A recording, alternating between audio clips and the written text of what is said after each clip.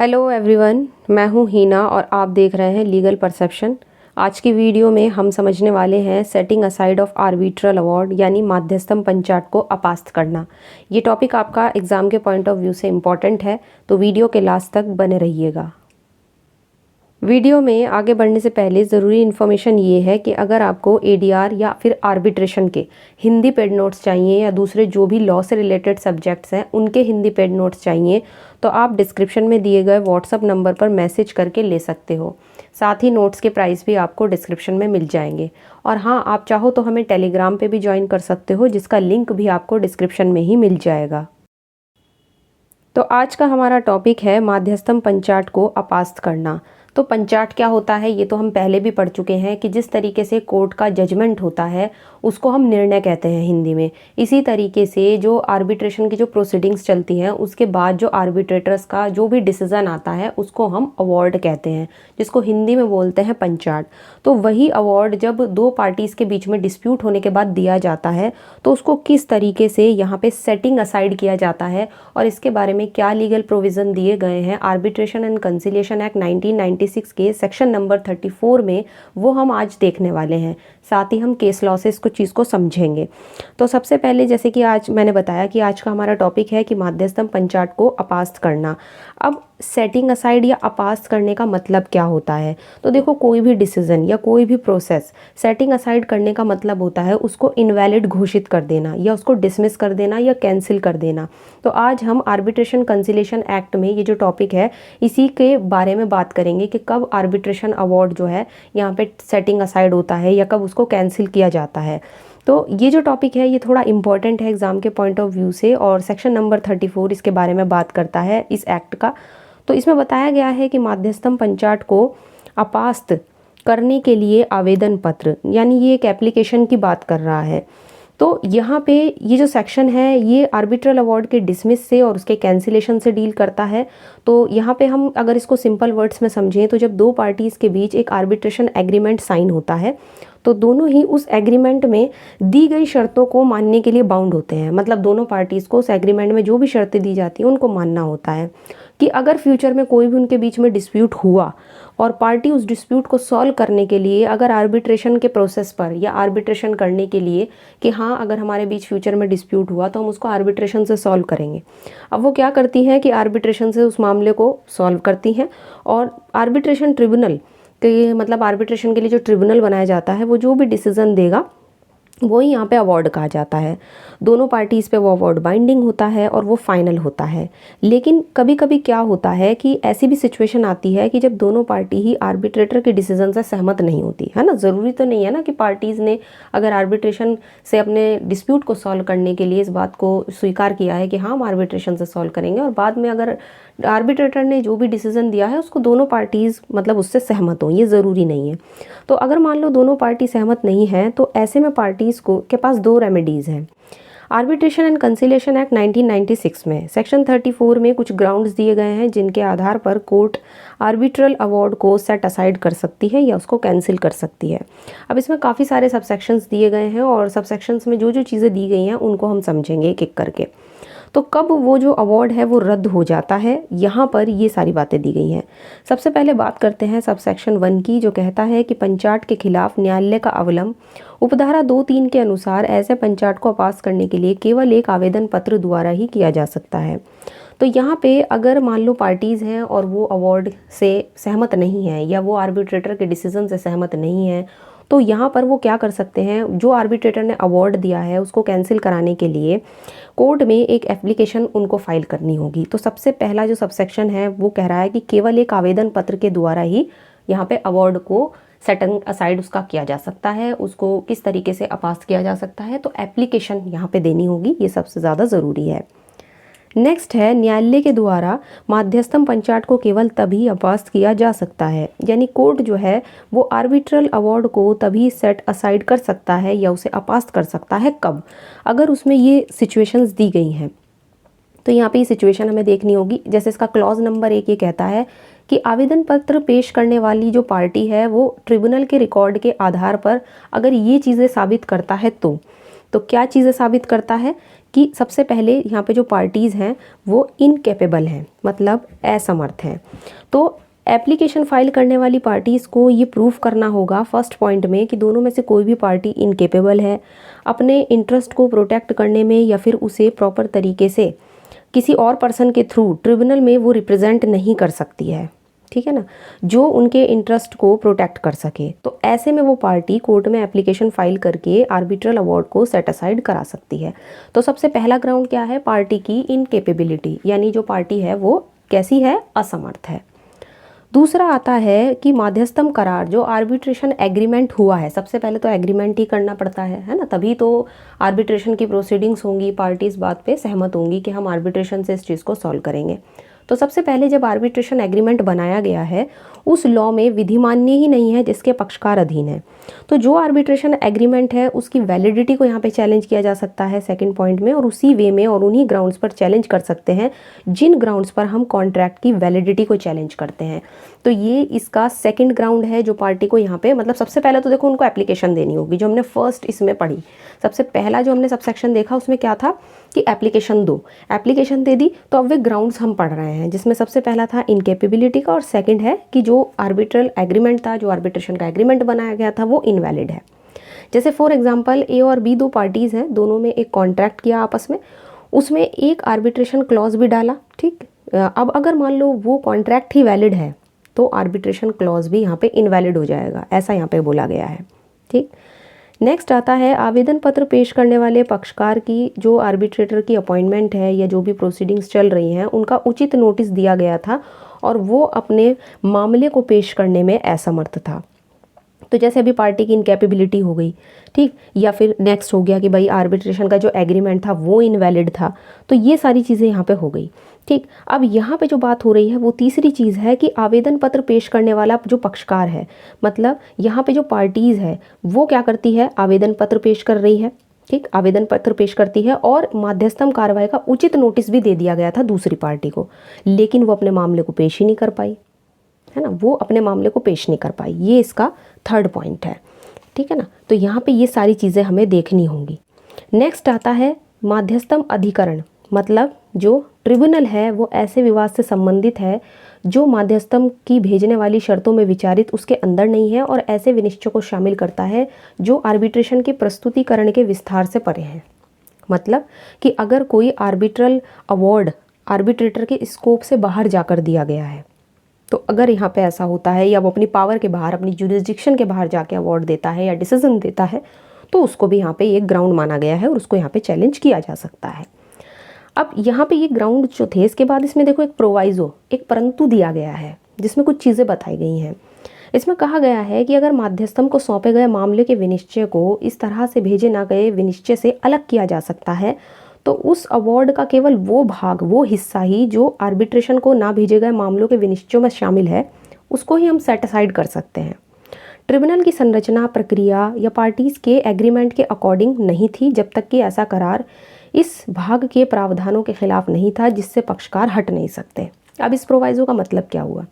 तो इसके अकॉर्डिंग अगर अवार्ड में ऐसे मैटर या डिसीजन भी हो सकते हैं जो मतलब आर्बिट्रेशन एग्रीमेंट के बाहर हो, ऐसे मैटर जो उसी एग्रीमेंट के अंदर हैं, दोनों को अलग अलग अगर किया जा सकता है, तो कोर्ट सिर्फ उस हिस्से को, उस पार्ट को सेट असाइड करेगी जो एग्रीमेंट के बाहर है, बाकी पार्ट वैलिड रहेगा, ठीक है ना। अब इसको हम, ये जो प्रोवाइजो है इसको हम समझेंगे एक एग्जाम्पल से। जैसे ए और बी के बीच एक कॉन्ट्रैक्ट होता है जिसमें लिखा है कि सिर्फ पेमेंट डिस्प्यूट ही आर्बिट्रेशन में जाएगा। बाद में दोनों के बीच में डिस्प्यूट होता है और आर्बिट्रेटर अवार्ड यहाँ पे दे देता है कि ए के द्वारा बी को 5 लाख रुपए पेमेंट देना होगा, ए के द्वारा बी को 2 लाख रुपए डैमेजेस भी देने होंगे जो मेंटल हैरेसमेंट यानी मानसिक उत्पीड़न के लिए होगा। अब प्रॉब्लम ये है कि कॉन्ट्रैक्ट में तो सिर्फ आर्बिट्रेशन पेमेंट डिस्प्यूट के लिए अलाउड था, mental harassment damages arbitration agreement में कवर ही नहीं था। तो अब क्या होगा? तो 5 लाख का पेमेंट वाला जो पार्ट है वो वैलिड रहेगा क्योंकि ये एग्रीमेंट का हिस्सा है, और 2 लाख रुपए का जो हैरेसमेंट डैमेजेस वाला पार्ट है वो सेट असाइड हो जाएगा जो स्कोप के बाहर है। मतलब पूरा अवार्ड यहाँ पे कैंसिल नहीं होगा, सिर्फ वो पार्ट एग्रीमेंट के बाहर है वही कैंसिल होगा। तो ये चीज़ें यहाँ पे बताई गई हैं, ठीक। नेक्स्ट आता है कि न्यायालय इस निष्कर्ष पर पहुँचता है कि विवाद की विषय वस्तु लागू विधि में माध्यस्थम द्वारा निपटाए जाने योग्य नहीं है। और माध्यस्थम पंचाट भारत की लोक नीति के विपरीत है। तो यहाँ पे जो कोर्ट है वो यहाँ पे सेट असाइड कर रहा है किसी भी आर्बिट्रेटल अवार्ड को। देखो जैसे मतलब कोर्ट यहाँ पे खुद ही कर रहा है। जब कोर्ट को लगता है कि भाई जो विवाद की विषय वस्तु है, मतलब जो भी एक तरीके से सब्जेक्ट मैटर है डिस्प्यूट का, तो वो जो भी लागू विधि है उसमें आर्बिट्रेशन के द्वारा निपटाए जाने योग्य नहीं है, मतलब उसको आर्बिट्रेशन के द्वारा निपटाना नहीं चाहिए, एक ऐसा मतलब उसमें सब्जेक्ट मैटर है। और सेकंड, वो जो है वो माध्यस्थम पंचाट भारत की लोक नीति के विपरीत है, मतलब जो भी अवार्ड दिया गया है वो इंडिया की पब्लिक पॉलिसी के खिलाफ हो। ठीक, अब यहाँ पे एक एक्सप्लेनेशन दिया गया है कि पंचाट जो है वो भारत की पब्लिक पॉलिसी के खिलाफ होगा केवल कब, तो कब उसको मानेंगे कि कोई भी अवार्ड जो है वो पब्लिक पॉलिसी के खिलाफ है। सबसे पहले उसमें करप्ट चीज़ों के बारे में, मतलब उसमें फ्रॉड या करप्शन से मिला हुआ कोई अवार्ड हो, मतलब उसमें कपट या भ्रष्टाचार से प्रेरित हो, वो जो सेक्शन 75-81 के उल्लंघन में हो। दूसरा, वो इंडियन लॉ की जो मूल नीति है उसका उल्लंघन करता हो, मतलब जो फंडामेंटल पॉलिसी है इंडियन लॉ के उसके खिलाफ हो। तीसरा, नैतिकता न्याय की मूल धारणाओं के विरोध में हो, मतलब जस्टिस या मॉरलिटी के खिलाफ हो। ठीक है ना। जैसे मान लो आर्बिट्रेटर ने ऐसा फैसला दे दिया जो फ्रॉड से प्रभावित है या कानून के बिल्कुल विपरीत है, उसके बिल्कुल खिलाफ है, तो यहाँ पे कोर्ट क्या करेगी, इस प्रोविज़न के अंदर जो भी हमने पढ़ा इसके तहत अवार्ड को सेट असाइड कर सकती है।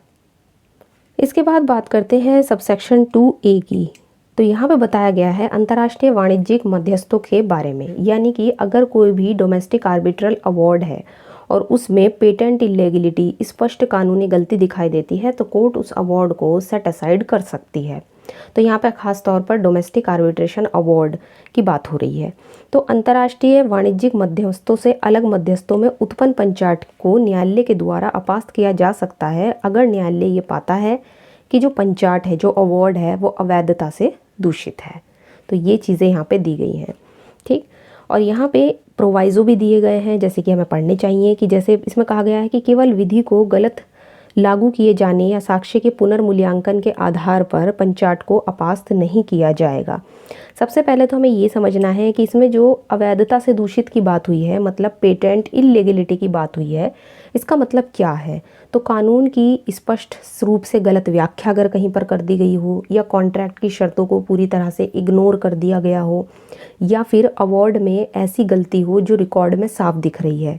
ठीक है ना। लेकिन इसमें प्रोवाइज़ो में ये भी कहा गया है कि सिर्फ एविडेंस की गलत एप्रिसिएशन यानी सबूतों का अलग से इंटरप्रिटेशन के आधार पर अवार्ड को सेट असाइड नहीं किया जा सकता है। ये मतलब है इस प्रोवाइज़ो का। सिंपल वर्ड्स में अगर बात करें तो अगर आर्बिट्रेशन अवार्ड में कानून की साफ साफ गलती हो तो कोर्ट क्या करेगा, इस सबसेक्शन के तहत अवार्ड को रद्द कर सकती है, लेकिन सिर्फ इस वजह से नहीं कि आर्बिट्रेटर ने एविडेंस को अलग तरह से समझा है। ठीक, बात कर लेते हैं सबसेक्शन 3 की। अपास्त करने के लिए आवेदन पत्र को उसी तारीख से 3 महीने बीत जाने के बाद भेजा नहीं जा सकेगा जिस तारीख को एप्लीकेशन फाइल करने वाली पार्टी अवार्ड प्राप्त कर चुकी थी, या अगर अनुरोध धारा 33 में किया गया था तो जिस तारीख को अवार्ड निवेदन का निपटारा किया जा चुका था।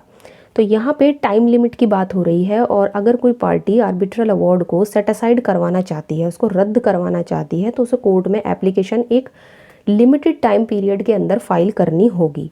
जैसे यहाँ पे एप्लीकेशन के लिए 3 महीने का टाइम दिया गया है, तो एप्लीकेशन 3 महीने के अंदर फाइल की जाती है, और ये 3 महीने कब से गिने जाते हैं, सबसे पहले जब पार्टी को आर्बिट्रल अवार्ड रिसीव हुआ, और दूसरा अगर सेक्शन 33 के तहत करेक्शन इंटरप्रिटेशन का रिक्वेस्ट किया गया हो तो उसके डिस्पोज होने की तारीख से। तो यहाँ पे ये सारी चीज़ें दी गई हैं। प्रोवाइज़ो की बात करें तो इसमें कुछ छूट की बात हुई है। इसमें कहा गया है कि अगर कोर्ट को ये समाधान हो जाता है कि आवेदक को 3 महीने के अंदर एप्लीकेशन पेश करने में कुछ सफिशिएंट रीज़न के द्वारा रोका गया है, तो अगले 30 दिनों के लिए यहाँ पर आवेदन पत्र को क्या किया जाएगा, ग्रहण किया जा सकता है। तो यहाँ पे 30 दिन का एक्स्ट्रा टाइम यहाँ पे दिया गया है कि अगर कोर्ट को लगे कि भाई डिले जो हुआ है एप्लीकेशन फाइल करने में वो सफिशिएंट कॉज की वजह से हुआ है, कोई पर्याप्त कारण था पार्टी के पास, तो कोर्ट क्या करेगी, मैक्सिमम 30 दिन और दे सकती है। लेकिन 30 दिन से ज़्यादा डिले कोर्ट जो है वो नहीं कर सकती, बस 30 दिन का टाइम यहाँ पे दे सकती है। आवेदन पत्र मिलने पर न्यायालय पक्षकार के द्वारा निवेदन करने पर कार्यवाही को स्थगित कर सकता है ताकि प्रोसीडिंग्स को दोबारा शुरू करने और कोई अन्य कार्यवाही जो अवार्ड को पास करने के आधारों को हटा देने के लिए यहाँ पे क्या करेगा, मौका देगा। तो यहाँ पे अगर हम सेक्शन 34 के सबसेक्शन 4 की बात करें तो अदालत में आर्बिट्रल अवार्ड को रद्द करने के लिए आवेदन दिया गया है। तो कोर्ट क्या करेगी, अगर उचित समझती है या किसी पार्टी के अनुरोध पर कार्यवाही को कुछ समय के लिए एडजॉर्न यहाँ पे कर सकती है। ठीक, तो यहाँ पे स्थगित करने की बात हो रही है। इसका पर्पज़ ये है कि आर्बिट्रल ट्रिब्यूनल को अवसर दिया जाए कि वो ऐसी कार्यवाही करे जिससे कि उस कारण को दूर किया जा सके जिसके आधार पर अवार्ड को रद्द करने की मांग की गई है। सरल शब्दों में अगर बात करें तो अगर किसी पार्टी ने अदालत में कहा है कि आर्बिट्रेशन अवार्ड गलत है, उसे रद्द किया जाए, तो अदालत तुरंत रद्द करने की बजाय मामले को थोड़े समय के लिए डिले कर सकती है या उसको रोक सकती है और आर्बिट्रल ट्रिब्यूनल को मौका दे सकती है कि वो अपनी गलती सुधार ले या जो भी कारण है वो बताए। सबसेक्शन 5 कर रहा है कि पक्षकारों के द्वारा जो एप्लीकेशन तभी फाइल की जाएगी जब दूसरे पार्टी को नोटिस जारी कर दिया गया हो, और ऐसी एप्लीकेशन के साथ जो आवेदक है वो अपना एक एफिडेविट लगाएगा जिसमें ये चीज़ होगी कि इस आवश्यकता का पालन कर लिया गया है। तो यहाँ पे इस सेक्शन का जो सबसेक्शन 5 है वो आर्बिट्रल अवार्ड को सेट असाइड करने के लिए आवेदन करने वाली पार्टी से क्या कह रहा है कि वो जब भी एप्लीकेशन डालेंगे तो उसमें पहले तो प्रायर नोटिस देना ज़रूरी है दूसरी पार्टी को, और उस नोटिस के साथ ही हलफनामा जिसको बोलते हैं और जिसको हम हिंदी में शपथ पत्र बोलते हैं, एफिडेविट भी देना होगा कि ये जो सूचना है ये दूसरी पार्टी को दे दी गई है। तो अगर कोई पार्टी आर्बिट्रल अवार्ड को चुनौती देना चाहता है तो उसे कोर्ट में आवेदन देने से पहले दूसरी पार्टी को नोटिस देना होगा और साथ ही कोर्ट में आवेदन के साथ एक एफिडेविट भी लगाना होगा कि नोटिस भेज दिया गया है। ठीक, नेक्स्ट आता है यहाँ पे सबसेक्शन 6। ये कह रहा है कि आवेदन का जल्दी से निपटारा किया जाएगा जो भी एप्लीकेशन डाली गई है, और किसी भी दशा में दूसरी पार्टी को नोटिस दिए जाने की तारीख से 1 साल के अंदर ये सब चीज़ें हो जानी चाहिए। तो यहाँ पे 1 साल का टाइम लिमिट दिया गया है। अब लास्ट में हम करेंगे केस लॉज यहाँ पे डिस्कस, जो बहुत ही इम्पॉर्टेंट है। यहाँ पे है इमके ग्लोबल फाइनेंशियल सर्विसेज लिमिटेड बनाम गिरधर सोंधी 2018 का केस। इस मामले में सुप्रीम कोर्ट ने कहा कि जो सेक्शन 34 है उसमें जो भी संक्षिप्त कार्रवाई है, मतलब जो भी समरी प्रोसीडिंग्स हैं, उसकी प्रक्रिया अपनाई जाती है जिसमें जो रेस्पोंडेंट है, जो प्रत्यर्थी है, उसको अपना लिखित जवाब और जो भी उसे आपत्ति वगैरह है उनको फाइल करने का मौका दिया जाता है। इसके साथ ही जो पिटिशनर होता है उसको ये मौका दिया जाता है कि वो सेक्शन 34 के सबसेक्शन 2 में दिए गए किसी भी ग्राउंड को, किसी भी आधार को कोर्ट के सामने पेश करे जो ये चीज़ दर्शाता हो कि उसका कोर्ट में न्याय करने के लिए आवेदन उचित है। मतलब जो भी वो कोर्ट में एप्लीकेशन फाइल कर रहा है वो किसी एक सफिशिएंट ग्राउंड पे वो वहाँ पे डाल रहा है एप्लीकेशन। इसके बाद कोर्ट क्या करती है, पार्टीज़ को अपनी अपनी दलील के औचित्य के बारे में शपथ पत्र यहाँ पे पार्टीज़ को फाइल करना होता है। तो यहाँ पे कोर्ट ने कुछ इसी तरीके की प्रोसीडिंग्स या इसी तरीके की प्रक्रिया यहाँ पे बताई जो सेक्शन नंबर 34 में दी गई है और ख़ासकर इसके सबसेक्शन 2 में। नेक्स्ट आता है पी राधा भाई बनाम अशोक कुमार। ये भी यहाँ पर कौन से ईयर का केस है, 2018 का ही केस है। इस मामले में सुप्रीम कोर्ट ने कहा कि आर्बिट्रेशन एक्ट 1996 का जो सेक्शन नंबर 34 है, इसका जो सबसेक्शन 3 है, इसके जो प्रोविज़न है वो लिमिटेशन एक्ट की सेक्शन 17 को स्पष्ट रूप से अपवर्जित करते हैं, क्योंकि लिमिटेशन एक्ट का जो सेक्शन 17 है, जो 17 है, उसकी अवधि सीमा संबंधी जो भी प्रावधान है वो सेक्शन 34 आर्बिट्रेशन एक्ट के उसमें पंचाट को पास करने के लिए तय अवधि के प्रति लागू नहीं होते हैं। सेक्शन 34 में इसके लिए आवेदन करने के लिए 3 महीने का टाइम दिया गया है कि अगर एप्लीकेशन फाइल करनी है तो 3 महीने के अंदर करो, जिसे सेक्शन 34 के सबसेक्शन 4 में मैक्सिमम 30 दिन यहाँ पे और बढ़ा सकते हैं। इससे आगे समय सीमा किसी भी स्थिति में नहीं बढ़ाई जा सकती, जैसा कि हमने अभी पढ़ा है ना, क्योंकि अगर ऐसा किया जाता है तो इससे अवार्ड के बारे में निश्चितता ही ख़त्म हो जाएगी, मतलब उसकी जो सर्टेनिटी है वो ख़त्म हो जाएगी। तो ऐसा कोर्ट ने यहाँ पे इसके लिमिटेशन पीरियड की बात की है जो अभी हम ऊपर पढ़ के आए हैं। तो ये था सेक्शन नंबर 34 आपके आर्बिट्रेशन एंड कंसिलिएशन एक्ट 1996 का, जो हमें बताता है कि किसी भी आर्बिट्रल अवार्ड को अगर सेट असाइड कराना है या उसको पास कराना है या कैंसिल कराना है तो वो हम किस सेक्शन के अंदर जाकर कराएंगे, उसके प्रोविज़न्स कहाँ पर दिए गए हैं। लीगल प्रोविज़न किसी भी टॉपिक का पढ़ना इसलिए ज़रूरी होता है जिससे कि हम ये समझ सकें कि जब हम उस एक्ट को पढ़ते हैं तो उस एक्ट में उससे रिलेटेड प्रोविज़न कहाँ पे दिए गए हैं। एग्ज़ाम के पॉइंट ऑफ व्यू से एक इम्पॉर्टेंट टॉपिक था। तो आज की वीडियो अगर अच्छी लगी है इसको लाइक कीजिए, शेयर कीजिए, और अगर चैनल पे नए हैं इसको सब्सक्राइब कर लीजिए। इसके अलावा आप हमें टेलीग्राम पे भी ज्वाइन कर सकते हो, जिसका लिंक आपको डिस्क्रिप्शन में मिल जाएगा। तो आज की वीडियो में इतना ही, मिलते हैं नेक्स्ट वीडियो में।